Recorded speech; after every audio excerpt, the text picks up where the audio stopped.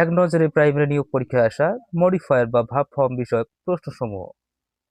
প্রথম প্রশ্ন, walking is good for health. এ বাক্যে ওয়াকিং শব্দটি কি? উত্তর, জিরান্ড।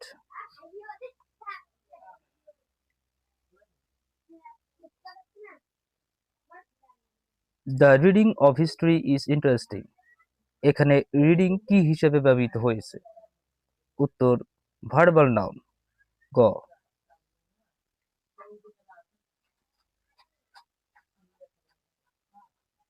আর rolling stone gathers no moss. এখানে রোলিং কি? উত্তর, পার্টিসিপল, গ।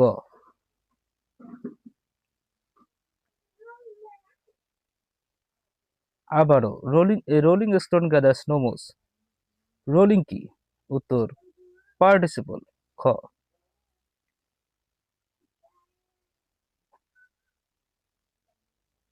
A swimming snake beat him in the leg. এখানে সুইমিং কোনটি? উত্তর, পার্টিসিপল, ক।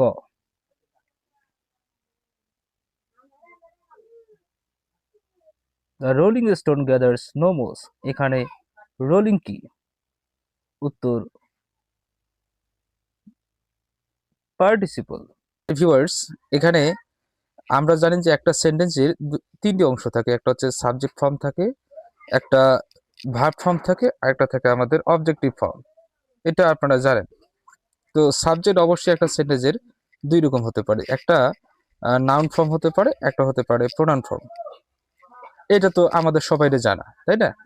আর একটা বিষয় খেয়াল রাখবেন, যদি ভার্বের সাথে আইএনজি হয় তাহলে হয় সেটি আমাদের জিরান হয়ে যায়, জিরান্ট হয়ে যায়, নতুবা সেটা আমাদের পার্টিসিপল হয়, পার্টিসিপল হয়। এই বিষয়টা একটু খেয়াল রাখবেন। ভার্বের সাথে যদি আইএনজি হয় তাহলে হয় সেটা জিরান হয়ে যায়, নতুবা সেটা পার্টিসিপল। এটা খেয়াল রাখবেন। এই যে জিরান্ডের এন রয়েছে, এই দিকে আপনি মনে রাখবেন যে এটা নাউন হিসাবে কাজ করবে। পার্টিসিপলে এ রয়েছে, এটা অ্যাডজেক্টিভ হিসাবে কাজ করবে। তার মানে জিরান নাউন হিসাবে কাজ করে, পার্টিসিপল অ্যাডজেক্টিভ হিসেবে কাজ করে।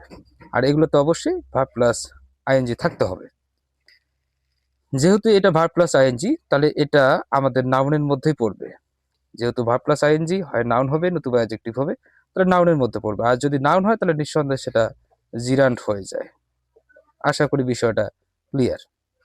আরেকটি গুরুত্বপূর্ণ প্রশ্ন, the reading of history is interesting. এখানে রিডিং কি? আপনারা একটা জিনিস খেয়াল রাখবেন যে the plus verb plus ING plus of.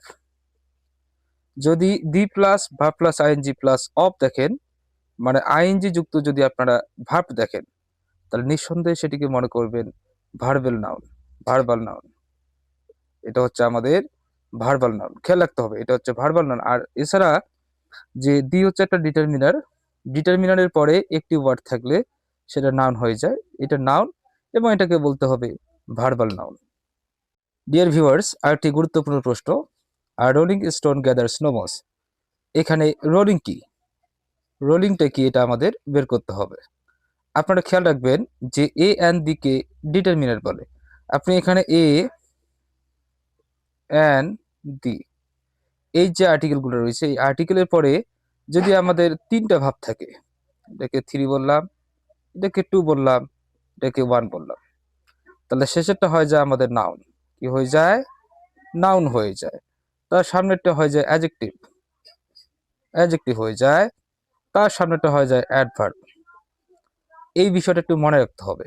তা দেখেন যে আর রোলিং স্টোন গ্যাদার্স, এটি হচ্ছে আমাদের ভার্ব, এটি ধরলে আমাদের চলবে না। তো এ রোলিং স্টোন, তাহলে এখানে দুইটা রয়েছে, এটা হচ্ছে আমাদের তাহলে নাউন, নিঃসন্দেহে এটা নাউন। আর এর সামনে যেটা মানে দুইটা ওয়ার্ড রয়েছে রোলিং আর স্টোন, শেষেরটা হচ্ছে নাউন, তার সামনেটা তাহলে অবশ্যই সেটা অ্যাডজেক্টিভ, এটা অ্যাডজেক্টিভ। আর ভার্বের সাথে আইএনজি হয় নাউন হবে নতুবা অ্যাডজেক্টিভ হবে। যদি সেটা অ্যাডজেক্টিভ হয় তাহলে আমরা কিছুক্ষণ আগে শিখলাম তা সেটা আমাদের পার্টিসিপল হয়ে যায়। তার মানে এখানে রোলিংটা হচ্ছে আমাদের পার্টিসিপল, রোলিং এটি হচ্ছে আমাদের পার্টিসিপল, পার্টিসিপল। পার এ যেহেতু রয়েছে, এতে মনে রাখবেন এটা অ্যাডজেক্টিভ হিসাবে কাজ করে। ওকে, ক্লিয়ার। ডিয়ার ভিউয়ার্স, আরেকটি গুরুত্বপূর্ণ প্রশ্ন, এখানে সুইমিং কি, আর swimming snake bit him in the lake. এখানে সুইমিংটা কি, দেখেন এটি হচ্ছে আমাদের ভার্ব। এর আগে কিন্তু আমরা একটা সলিউশন করলাম। তাহলে এটি হচ্ছে আমাদের একটা ডিটারমিনার বা নির্দেশক। এরপরে দুইটি ওয়ার্ড, একটা স্নেক, একটা হচ্ছে সুইমিং। ভার্বের সাথে আইএনজি হয় অ্যাডজেক্টিভ নতুবা নাউন হবে। আমরা এখন নিয়মে ফেলবো। আর্টিকেলের পরে দুইটা ওয়ার্ড অর্থাৎ ডিটারমিনার পরে দুইটা ওয়ার্ড, এটি নাউন আর এটি অ্যাডজেক্টিভ হিসাবে কাজ করবে। ভার্বের সাথে আইএনজি হয় নাউন হবে নতুবা অ্যাডজেক্টিভ হবে। আর যেহেতু নাউনের সামনে তাহলে অ্যাডজেক্টিভ, আর যেহেতু অ্যাডজেক্টিভ তাহলে আমরা এটাকে বলবো পার্টিসিপল। আশা করি ক্লিয়ার। এটি হচ্ছে আমাদের পার্টিসিপল।